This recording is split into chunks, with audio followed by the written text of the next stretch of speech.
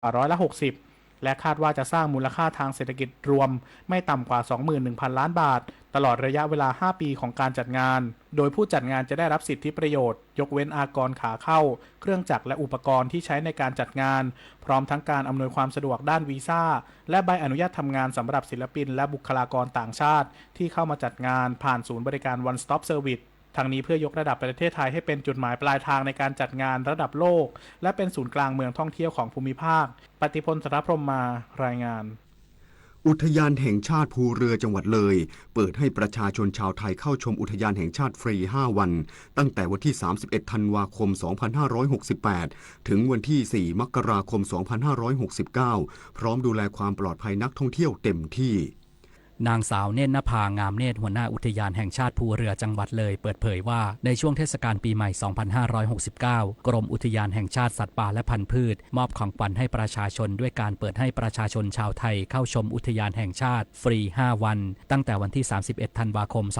2568 ถึง 4 มกราคม 2569 จึงขอเชิญชวนนักท่องเที่ยวมาเที่ยวชมอุทยานแห่งชาติภูเรือและร่วมกิจกรรมทำบุญตักบาตรเนื่องในโอกาสวันขึ้นปีใหม่วันที่ 1 มกราคม 2569 ณ บริเวณยอดภูเรือเพื่อเสริมสิริมงคลและเริ่มต้นศักราชใหม่อย่างเป็นมงคลแก่ตนเองและครอบครัวโดยอุทยานแห่งชาติภูเรือได้เตรียมความพร้อมด้านการดูแลความปลอดภัยและการอำนวยความสะดวกพร้อมขอความร่วมมือนักท่องเที่ยวปฏิบัติตามกฎระเบียบรักษาความสะอาดงดใช้ภาชนะที่ทำจากโฟมและพลาสติกใช้ครั้งเดียวทิ้งร่วมคัดแยกขยะและอนุรักษ์ทรัพยากรธรรมชาติเพื่อคงความสวยงามของภูเรือไว้อย่างยั่งยืนปณภัทรแสงสีเรืองสวทเลยรายงานจังหวัดขอนแก่นจัดพิธีมอบผ้าห่มกันหนาวบรรเทาความเดือดร้อนประชาชนช่วงฤดูหนาวนายขจรเกียรติรักพนิชมณีผู้ว่าราชการจังหวัดขอนแก่นเป็นประธานในพิธีมอบผ้าห่มกันหนาวเพื่อช่วยเหลือประชาชนที่ได้รับผลกระทบจากสภาพอากาศหนาวเย็นโดยมีหน่วยงานภาครัฐภาคีเครือข่ายและประชาชนในพื้นที่เข้าร่วมณหอประชุมเทศบาลตำบลสีชมพูอำเภอสีชมพูจังหวัดขอนแก่นผู้ว่าราชการจังหวัดขอนแก่นกล่าวว่าในช่วงฤดูหนาวของทุกปีโดยเฉพาะในเดือนธันวาคมจังหวัดขอนแก่นต้องเผชิญกับสภาพอากาศหนาวเย็นซึ่งส่งผลกระทบต่อประชาชนจำนวนมากโดยเฉพาะกลุ่มเปราะบางผู้สูงอายุและผู้ที่ขาดแคลนเครื่องกันหนาวจังหวัดจึงได้บูรณาการความร่วมมือกับเหล่ากาชาดจังหวัดขอนแก่นสำนักงานบรรเทาทุกข์และประชานามัยพิทักษ์สภากาชาดไทยรวมถึงสถานีกาชาดที่ 4 นครราชสีมาในการสนับสนุนผ้าห่มกันหนาวจำนวนกว่า 3,400 ผืนเพื่อช่วยบรรเทาความเดือดร้อนให้แก่ประชาชนในพื้นที่การมอบผ้าห่มกันหนาวในครั้งนี้จะส่งมอบผ่านนายอำเภอหรือผู้แทนเพื่อนำไปแจกจ่ายให้กับประชาชนในทั้ง 25 อำเภอของจังหวัดขอนแก่นอย่างทั่วถึงเพื่อให้ความช่วยเหลือและเข้าถึงกลุ่มเป้าหมายอย่างแท้จริงเพื่อดูแลคุณภาพชีวิตของประชาชนอย่างใกล้ชิดจิราพรมั่งคั่งสวทขอนแก่นรายงานจบข่าวธราวุฒิวิชัยดิษฐ์อ่านรับฟังข่าวครั้งต่อไปเวลา 7 นาฬิกาครับติดตามข่าวที่นำเสนอไปแล้วได้ที่ www.thainews.prd.go.th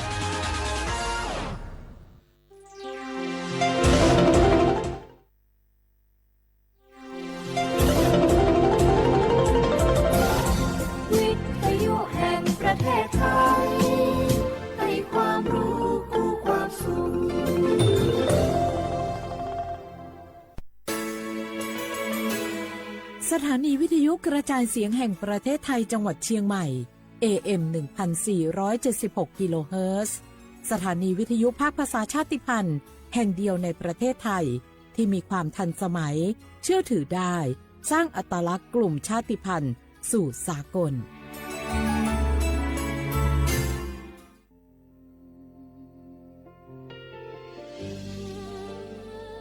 พระเสด็จสู่แดนสวง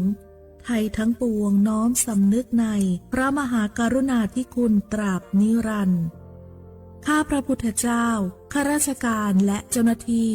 สถานีวิทยุกระจายเสียงแห่งประเทศไทยจังหวัดเชียงใหม่กรมประชาสัมพันธ์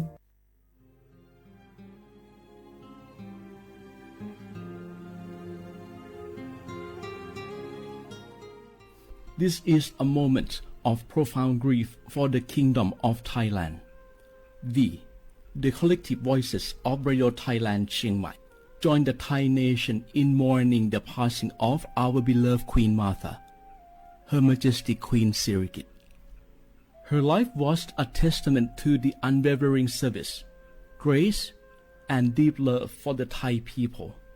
Our humble condolences and thoughts are with His Majesty the King, the royal family, and all the Thai people during this deeply sorrowful time. We will remember her forever.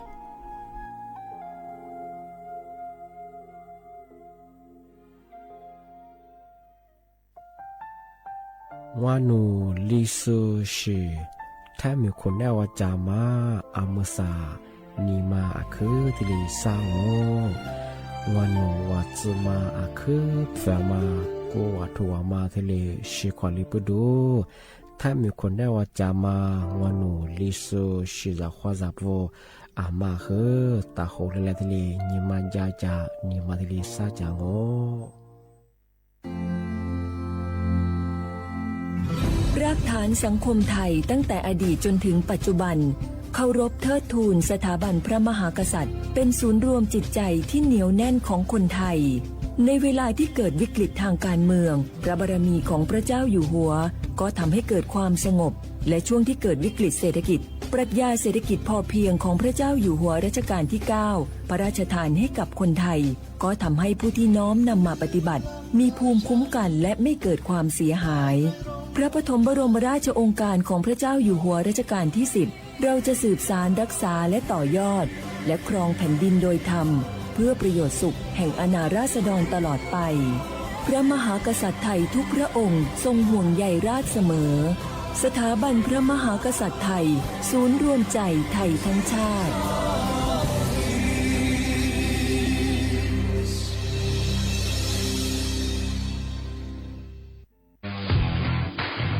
รัฐบาลไทยประกาศสงครามสแกมเมอร์รัฐบาลจึงได้ประกาศสงครามกับสแกมเมอร์ในฐานะที่สแกมเมอร์เป็นวาระแห่งชาติและในวันนี้ผมก็ได้ใช้โอกาสนี้มารายงานความคืบหน้าและเน้นย้ำถึงสิ่งที่เราต้องร่วมกันทำต่อไปรัฐบาลได้จัดตั้งคณะกรรมการอำนวยการป้องกันและปราบปรามอาชญากรรมทางเทคโนโลยีขึ้นมาโดยมีผมเป็นประธานด้วยตนเองเพื่อให้ทุกหน่วยงานทำงานไปในทิศทางเดียวกันเราได้มีการลงนามบันทึกความเข้าใจระหว่าง 15 หน่วยงานหลักทั้งภาครัฐและภาคเอกชนตลอดจนสถาบันการเงินเพื่ออุดช่องโหว่ทางการเงินและตัดเส้นทางเงินของกระบวนการอาชญากรรมเหล่านี้ให้สิ้นซากรวมพลังคนไทยต้านภัยสแปมเมอร์นายอนุทินชาญวีรกูลนายกรัฐมนตรี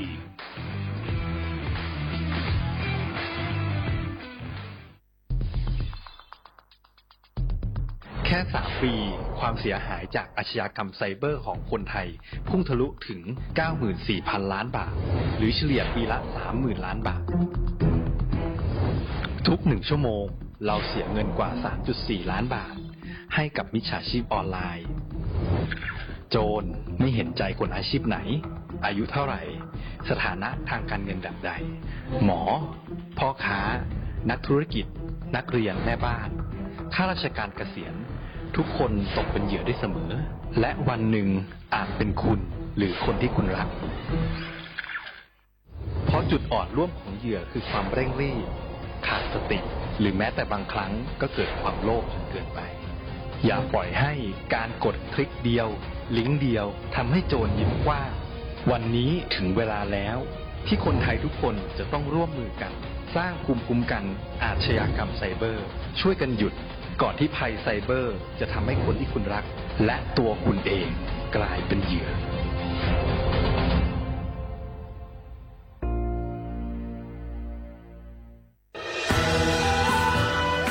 จากศาลากลางจังหวัดน่านหลังเก่าพัฒนาสู่การเป็นศูนย์การเรียนรู้นันทศิษย์ป่าคารโดยมูลนิธิรักป่าน่านนับเป็นพระมหากรุณาธิคุณที่สมเด็จพระกนิษฐาธิราชเจ้ากรมสมเด็จพระเทพรัตนราชสุดาสยามบรมราชกุมารีได้พระราชทานนามนันทศิษย์ป่าคารอันหมายถึงอาคารแห่งความรู้ทุกแขนงของจังหวัดน่านภายในประกอบด้วย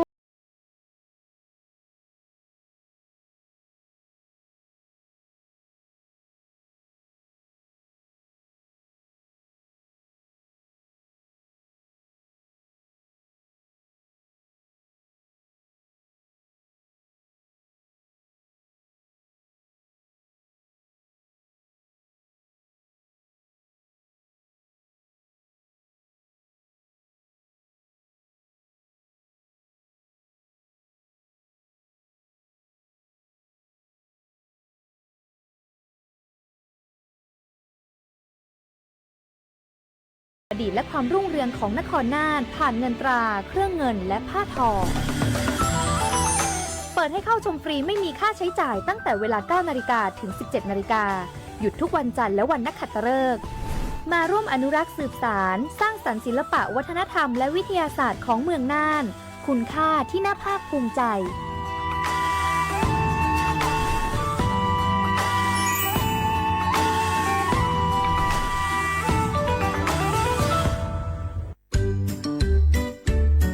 รักชาติไทยใส่ใจโลกนี่คำขวัญวันเด็กปีนี้นี่นาแล้วเราจะไปเล่นเต้นเที่ยวที่ไหนกันดีอะมาที่นี่เลยจ้าสถานีวิทยุกระจายเสียงแห่งประเทศไทยจังหวัดเชียงใหม่ขอเชิญน้องๆหนูๆร่วมงานวันเด็กแห่งชาติประจำปี 2569 ในวันเสาร์ที่ 11 มกราคม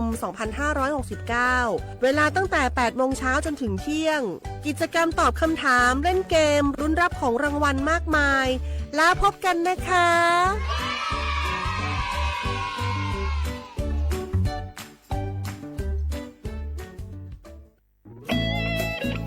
เสียงของท่านมีความหมายต่ออนาคตประเทศการเลือกตั้งคือโอกาสสำคัญที่ประชาชนจะได้ร่วมกำหนดทิศทางบ้านเมืองขอเชิญชวนพี่น้องประชาชนผู้มีสิทธิ์เลือกตั้งทุกท่านออกไปใช้สิทธิ์เลือกตั้งปี 2569 เลือกคนดีเลือกผู้แทนที่ตั้งใจทำงานเพื่อประโยชน์ของประชาชนบดีปล่อยให้เสียงของท่านเงียบหายเพราะประชาธิปไตยเริ่มต้นที่การไปใช้สิทธิ์ร่วมกันไปเลือกตั้งอย่างพร้อมเพรียงกันวันอาทิตย์ที่ 8 กุมภาพันธ์ 2569 8 โมงเช้าถึง 5 โมงแลงใช้สิทธิ์ใช้เสียงเพื่ออนาคตของประเทศไทยนี่รู้กันไหมสิทธิบัตรทองหรือบัตร30 บาทเป็นสิทธิหลักประกันสุขภาพตามกฎหมายที่ช่วยคุ้มครองคนไทยทุกคนให้เข้าถึงบริการสุขภาพที่จำเป็นโดยไม่ต้องเสียค่าใช้จ่ายเลยนะครอบคลุมทั้งการรักษาพยาบาลการป้องกันโรคการฟื้นฟูสมรรถภาพทางการแพทย์เรียกว่าช่วยให้คนไทยอุ่นใจกันเลยทีเดียวสอบถามเพิ่มเติมสายด่วนสปสช1330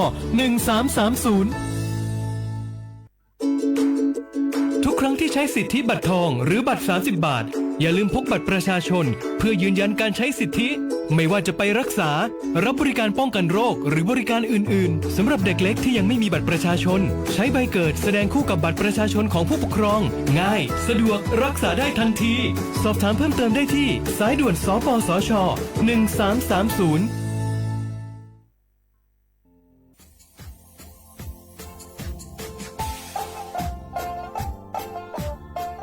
น่าถึงมาปีใหม่ซื้อจีนชมงงมันยาคณะรัฐมนตรีไงมีมติยากกว่าอยู่หัวมองเมื่อเหื่อยกุลาซื้อหาหนีซื้อกูยังไง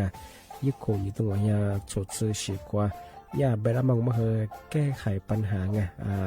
สถานะอาทิตย์ยังเหื่อสัญชาติไงเอาถ้าเป็นคนเนี่ยว่าจะส่งไงอาทิตย์เป็นยาที่ยากกฎหมายถือว่าไปรับมองเมื่อเหื่อไงมาตราที่17ไงแห่งพระราชบัญญัติคนเข้าเมืองไงพอ2งมันอยากให้ญี่ปุ่นอยากให้หนีตัวอยากหนีซึ่งหนีกว่าไงเท่าว่าถ้ามีคนเนี่ยว่าดูแลโซอาทิตย์เนี่ยคือมันจะจางเป็นยังไงอาทิตย์เนี่ยว่ามีทะเบียนประวัติเธอถูกต้องอยู่ไงอาทิตย์แบบว่าสารว่ายื่นขอสถานะไงคนต่างด้าวเข้าเมืองโดยชอบด้วยกฎหมายที่ดียินหน้าบ่ดงาอาทิตย์ทยากฎหมายถือว่าบรรดามันเป็นไงมาตราที่7ทวีไงแห่งพระราชบัญญัติไงสัญชาติยึดโขงไปเฮอพศยังไง2508ไงเอาถ้ามีคนว่าเฮอตาซุงโงไม่ยังไงอาทิตย์ยังเฮออาบามันก็จะเฮออามาไงเอาว่าอยู่ในทะเบียนประวัติบุคคลไงอาทิตย์แบบว่าไม่มีสถานะทางทะเบียนมาจุบเฮอสามารถยื่นขอสัญชาติไทยที่กรุงเทพมหานครไงยื่นที่สำนักบริหารการทะเบียนกรมการปกครองไงอาทิตย์แบบว่าส่วนต่างจังหวัดจะจุบเฮอว่ายื่นต่อในอำเภอตานภูมิลำเนาไงปีขวานวลแล้วก็จะบอกว่าอำเภอยี่ที่ยื้อชองไงยื้อเวลางูมันยากว่าเวลาใช้กันยาขนาดถี่เนี่ยข้อนี้หนักกว่านี้สิไงอันเดียบเฮนี่มีกับพวกข้อนี้คือน่าเหี้ยโชฮาหนีซึกูยังไงยึดโขหนีตัวเหี้ยโชซึกูกว่าเสือทีนี้ยื้อชองง่าทำไมถึงมาปีใหม่ซื้อจุดเช้าว่าชอบได้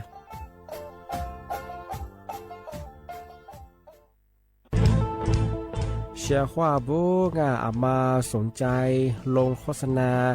ทาสถานีวิทยุกระจายเสียงแห่งประเทศไทยจังหวัดเชียงใหม่เอาสถานีวิทยุของมันยังยี่เสียคือคือเสืออาทิเยยี่สัญญาว่าคือหูยาคือยิบเป้งเที่ยวพื้นที่จังหวัดเชียงใหม่ยังอาทิปัญญามาสนใจลงโฆษณาช่องของปัญญาติดต่อที่สวทเชียงใหม่ยิบเบอร์โทรปัญญาคือ053-276-0685อาทิเย092-246-8579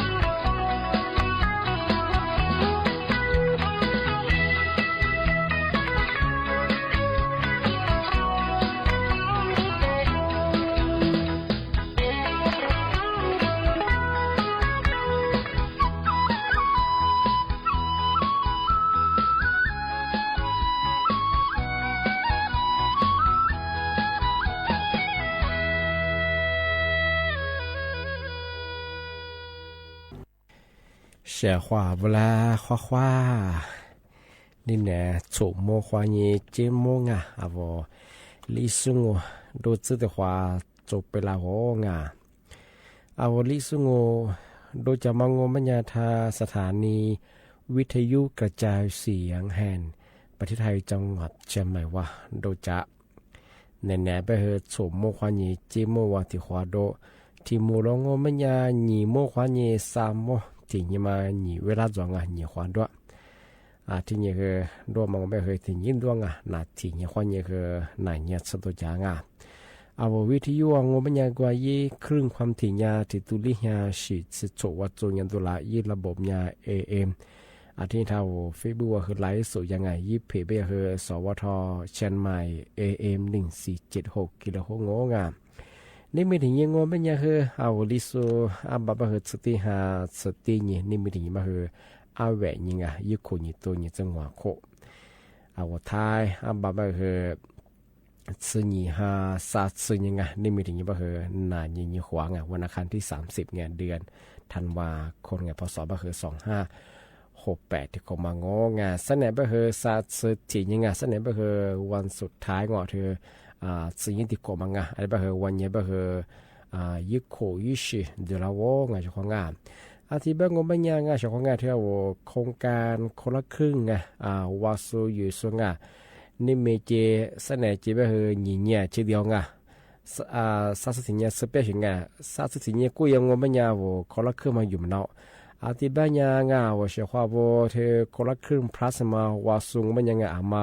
อยู่มากุยงบางอย่างไม่ใช่ใช่อยู่เธอนี่เมเจสันไหนจริงหญิงเนี่ยชีเดียวสันไหนวันนี้กับผู้ใหญ่บ้า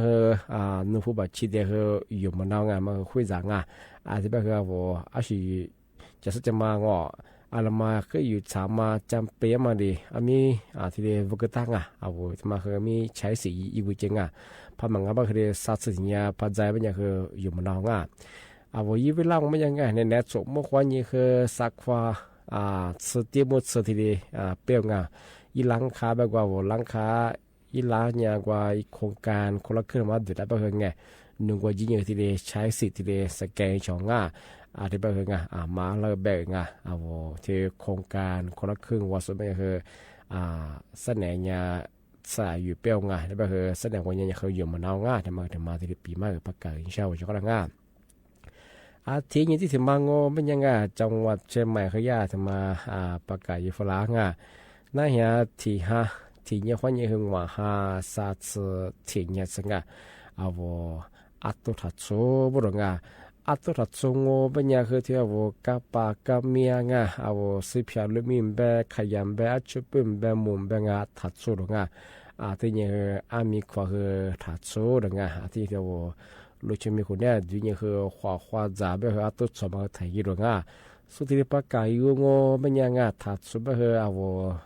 เบฟว่าอัตุขุดสองมันยังสุพรรณยามันยังคือเนี่ยบังคับใช้กฎหมายที่เลียบุรุษที่เป็นอย่างว่าเชื่อว่าบ่คือที่หาคนยังคือว่าหาสิ่งยังคืออัตุรัสบุรุษอัตุสองมันยังคือที่หมอกควันPA 2.5มาเพื่อราชิงถึงกระทั่งยังคือPA 2.5มาเชื่อว่ายังลางไม่ใช่ที่ว่าอัตุสองยังอัตุก็สบายอาตุขู่เชื่องมายี่มรพิษยินดูตัวเสียไม่อยากคือหมอกควันจะแบบคือมีเสียงมาข้างที่แบบว่าเสียงหาแบบว่าหาดูเนี่ยกูดูกูมีคือน่าจะพิจารณาเกลียสุขภาพมาข้าเกลียที่ที่ว่าจะเหนื่อยจีสมมุติไม่อยากคือขึ้นเนี่ยมีความเสี่ยงอย่างเช่นจะไม่อยากคือมาคือตัวรัดสุบังตัวหมดสุบังยี่หมอกควันคือ PA 2.5มาที่ขึ้นมาตัวเสียงแบบคือมีชาขาแบบว่าชาหาเนี่ยหาดูคืจะกูดูกูมีคือสุขภาพคือข้าสิ่งเพราะว่าตัวกูชื่อสารแบบคือหมอกความยึดดูมลพิษแบบคือชาหาว่าหาดูแบบคือจะกูดูกูมีคือน่าจะพิจารณาเรียนมาตรงแต่ก็เดี๋ยวแบบคือมีสื่อพิมพ์น้ำมาเจอแบบคือที่ตัวสิ่งที่ความเนี่ยคือยาที่หาที่นี่กับพวกความเนี่ยคือว่าหาศาสตร์ที่เนี่ยจะตัวถัดสู้แบบที่เดียมาซาที่เดียประกาศอย่างที่แบบมาทำไม่ดีที่นี่คืองานที่มาเชื่อไม่ใช่แม่นะปีมาอยู่นั่งที่ศาสตร์ที่เนี่ยแบบเสนอวันนี้ยังไงศาสตร์ที่เนี่ยที่หาที่ยังไงที่นี่คนนั่งมาเรียกกรมอุทยานแห่งชาติบ้านยังไงใช่ไหมสุดาเลสมอกความขวานมากืนใช่ไหมยี่ยิดฟินคือบ่มาเชื่อบ่ดัง เอาที่อุทยานแห่งชาติมาแบบอาทินี้สวนพฤกษศาสตร์ไงเอาที่ซีวิมีดูอุทยานด้วยใช่พระกบียงมันยังเคยยึดดิบแบบเอาพวกเราชุดเดียวมันเคยยึดคือบุมาเชื่อดวงงาอุทยานสุดเลยง่าปีข้าวอุทยานสุดมันงาไม่ชาวต่างชาติส่งไม่เคยยึดคือที่เรียบบัวปะง่าแต่มันเคยเงี้ยนี่ง่าสัตว์สุดที่เนี่ยเจที่ที่เนี่ยสง่าปีข้าวว่าเขาว่ามาซีเมกับเบียอุทยานด้วยใช่กับเบียไม่เคยยึดคือบุกจึงง่าอันนี้ก็เราไม่ยังเคยเอาตลอดที่เบื่อจึงง่าที่นี่ง่าที่นี่เนี่ยพัฒนาไปคือเบื่อว่าช่วงไงย่ามาเบื่อจะมาที่สัตว์สุดที่เนี่ยเจที่ยังไงที่นี่เนี่ยคนแน่ว่าย่าปีใหม่เป็นยังคือยึดที่นี่มากูบุกง่าที่มาเดี๋ยวมาปีมาง่าที่นี่คือง่าที่มาที่เชื่อคือย่าตำรวจจราจรคือทำมาประชาสัมพันธ์ฝรั่งเอาช่วงปีใหม่ซื้อทางโง่เป็นยังไงเอากับเบี้ยมาคือมีงอโลคือมีอาทิตย์แบบโง่เป็นยังไงเอาโลชิโซเป็นยังคือโลช่องเป็นยังคือไงนูโทรศัพท์ทองมันยังโหลดหาชื่อบุรุษนูยิงมือถือทองมันคือโหลดหาชื่อนูเยี่ยงมันยังคือโหลดหาชื่อบุรุษงาที่สัตว์จะมาถ่ายยีบุรุษงาปีว่าพายงงปัญญามันนี่คือนั่นคือโคจามาที่นี่คือยากกว่าในหนึ่งต่างกฎหมายจราจรที่ดีเยี่ยบุรุษงาอาทิตย์แบบคือโหลดชื่อโซคืองามาคือยาที่ดีถ่ายยีงาปีว่านูยิงมือถือทัวโทรศัพท์โทรเชื่อมงมันยังคืองาหนานี่คือโทงาโนพันหนังมันเน่าเขาไม่ยังคือเอาโทรศัพท์ยังกว่ายี่บลูทูธไงว่าโหลดเรื่องภาษาลูกใหม่ก็คือบลูทูธเชื่อต่อหน้างานกว่าเชื่อต่อยี่โทรเหมือนกับชื่อว่ายี่อุปกรณ์เสริมแม่เดียวหูฟันงอแล้ววันนับโปคือดูไอ้ธรรมะคือยิงไอ้ที่คืออุปกรณ์เสริมพอมาอยู่ก็นู้โทรศัพท์ธรรมะแต่ยี่ติดป้ามาพอมาละหยาติดป้ามาโทรศัพท์หยาเฉยไปเลยธรรมะคือมีความผิดหวังไงจราจรอาจจะแบบว่าโนบอกว่าช่วยเงินโลชื่อใช่ป่ะต้องใช้อุปกรณ์เสริมที่ดีว่าตรงอ่ะอาจจะยังว่าเมื่องอเป็นยังไงเมื่อสุดท้องงอเป็นยังคืองากาแฟกามีเฮแต่ควาโดงอจะก็จะบ้าแต่เขาหนามีแต่ควาเสืออาจแต่สิเธอขึ้นหนาเมื่องอที่เงินโลชื่องาเพราะมันกันยันโนเมื่อสุดท้องป่ะยี่สิบปีใช่ป่ะเอาช่วงปีนป่างงอมันยาวเลยมันงาสุกับเบสุกับกว่าสุหุมยาจะกูอยู่โซโลขึ้นยางป่ะขึ้นยาจะมาว่าเสียความง่ายจะมาถึงมาเมื่อเป็นอย่างคืองากาแฟคอโดมันก็เช่นว่าจะก็จะบาดแต่หนาอย่างคือเมื่ออย่างคือลดความชื้นที่ถึงบางก็เป็นอย่างนูโดต้านอย่างหลุดช่องมันอย่างคือถ่ายยังทำไมค่ะคืออย่างอันตรายยังจะไปนูยิงหลุดช่องมันอย่างคือจะกูติดจุมันนูเลยมันง่ายเสียความง่ายกว่าสู้คือมีสู้อยู่สู้ชื่อคือมีอันนี้ภาษาหูยิงหลุดใช่ไหมจะสู้แล้วยูโรงอันนี้จะก็จะเราต้องเชื่อสเปคแบบทำไมโคบิวติดคุยนั่งมาเหยียบมันอย่างรถชื่อบ้างชอบปีใหม่ทำไมถึงมาแจ้งฝรั่งที่นี่คือวอลโลชิซุงมันยังที่ช่วงปีใหม่มันยังนั่นปีใหม่เฮียนวอโลยูซุมแบบจะกูยิงสุบมากับเบี้ยมามีโลก็มีโลก็ตียังที่ดิจะมันที่บ้านชอบโลเชื่อมันยังมานิมาแต่ชื่อบ้องว่าเท่ากับบ้านโลเชื่อมันยังมีน้ำใจแต่ใจเยี่ยงมาสาบ้านยังก็แต่ก็ยิงโน้แต่สาบ้านก็แต่ยิงว่าแต่เจอที่ยี่ไม่ใช่มาชูหน้าบ้านชูหัวมาเจ้าหน้าบ้านเจ้าหัวมันก็เป็นยังโลเมียบ้านว่าสานูสาบ้านนี่มันมาชิบ้านก็แต่อยู่เขามาตัดหน้าอยู่เขามาจ้าแต่ก็ว่าคือพอเฮียไปพอจะไปตัวละนี่ท่อโคชัวโคเปลือกโคเบอร์จ้าถ้าเขาจะพักก้าวมาปูเขาฟอร์มจ้าเชื่อสเปรย์ไงมากับเบี้ยมาหมอกับเบี้ยหัวที่การสูญเสียไงยังมาซ้ำมาผิวหลงอาทิตย์ก็ช่วงปีใหม่ยังไงมาจะกูอยู่โซโลชิสไปไงมีน้ำใจยังมาข่าวโคไปสิไงยังมาชื่อนี่คือแต่เจ้าหัวมาสาบแต่เจ้าหัวนึกก็เถียยิงที่ได้เย็บไปด้วยที่ได้เย็บไม่จะกูจะบาอุบัติเหตุมาโจรถตีมามาโจบด้วยมาช่วงปีใหม่บ่เคยถึงมาที่ปีใหม่เสกช่างที่ไปยังมาสักมกว่าที่ควานนาชกงาทำมกว่านั่นนักญาจุปควาที่ควาเชื่อควางว่าชกท่าวิธีทางการส่งไล่สวดตีสุดก็คือข้อควางง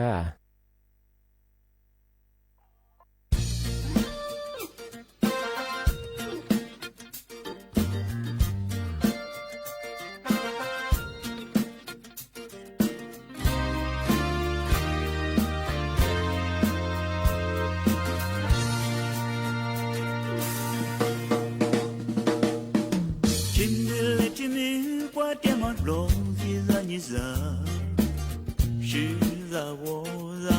你撒起撒播，替你替我别你或是或嘞，我嘞忙啊年，若是得苏嘞莫嘛苗，你年下你天嘛得若做做住着你，随你嘛中苏得个嘛么。谁你若说是，谁你若是也，谁你嘛若年，若是得苏来莫嘛苗，是子也是子莫嘛子嘛啊，嘛子啊你是子那边了嘛啦，若是我啦，天来没塞的，我来嘛啊年。若是得苏来莫嘛苗。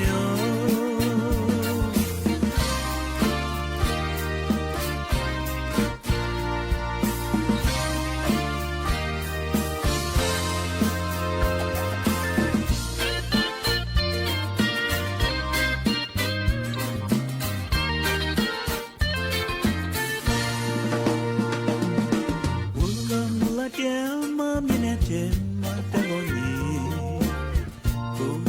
若年若偏偏嘛若，不是若花是六月四花叶，不是嘛若年，若是得苏来莫嘛苗，是子呀是子莫嘛子嘛啊，嘛子啊咪是子那偏了嘛啊，若是我啦。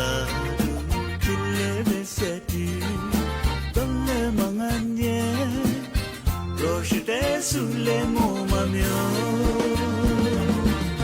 是子也是子莫嘛子嘛啊，嘛子啊咪是子那边了嘛啊，若是我啦都天来没塞住，你咋不？若是得若你女来me。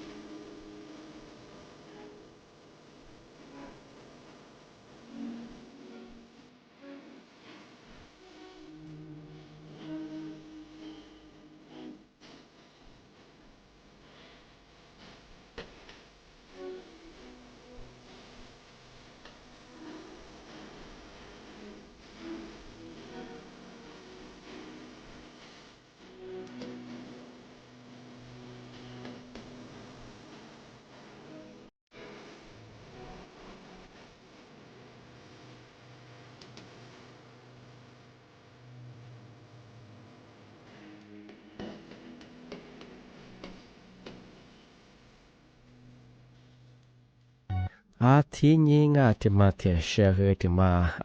ปากกานี่เชื่องจะมาสื่อจิงชาบชขอด那遐你哈嘿你一口你中呀初次过口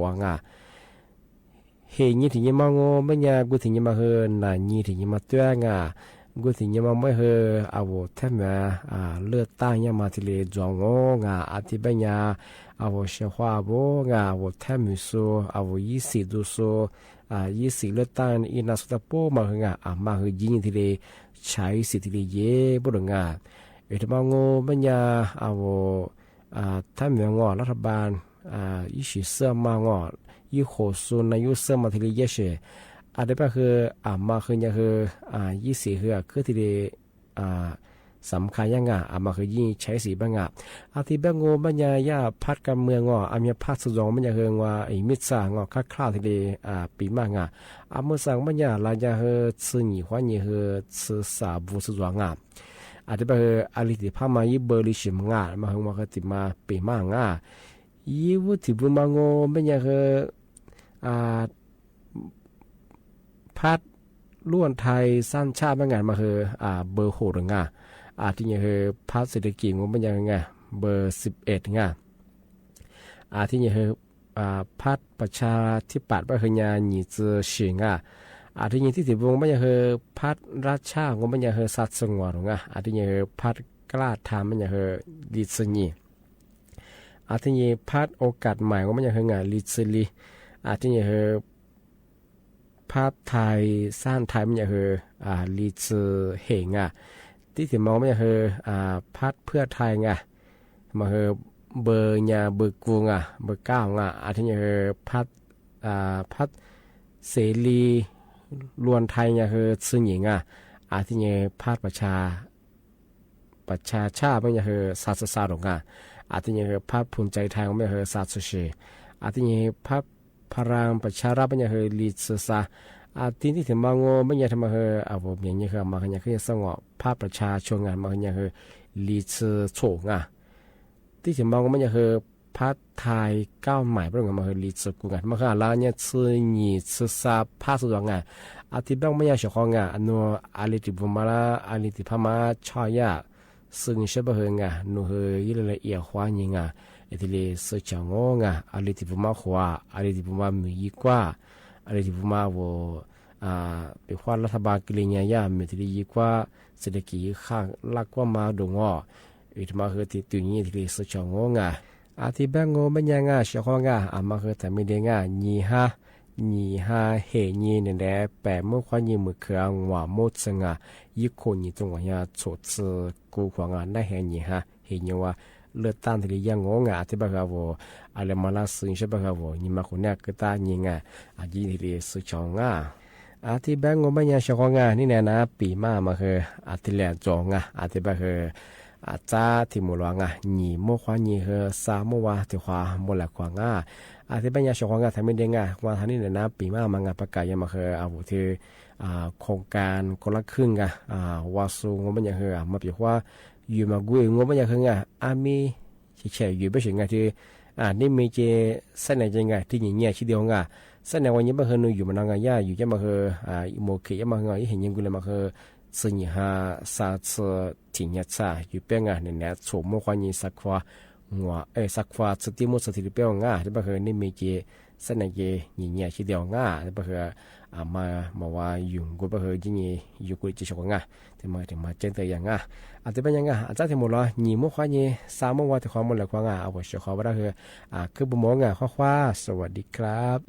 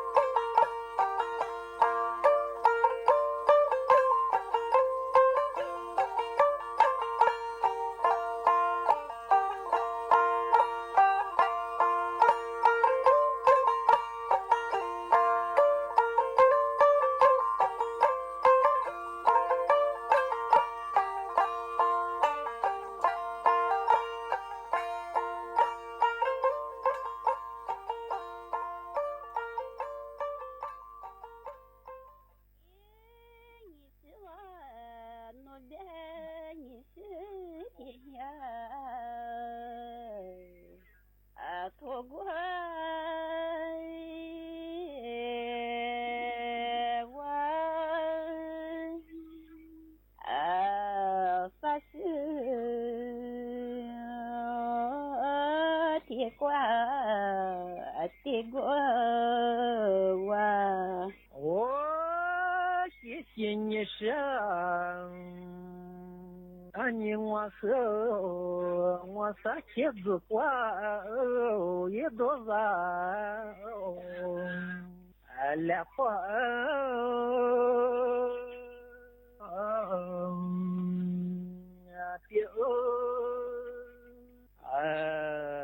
发光也难忘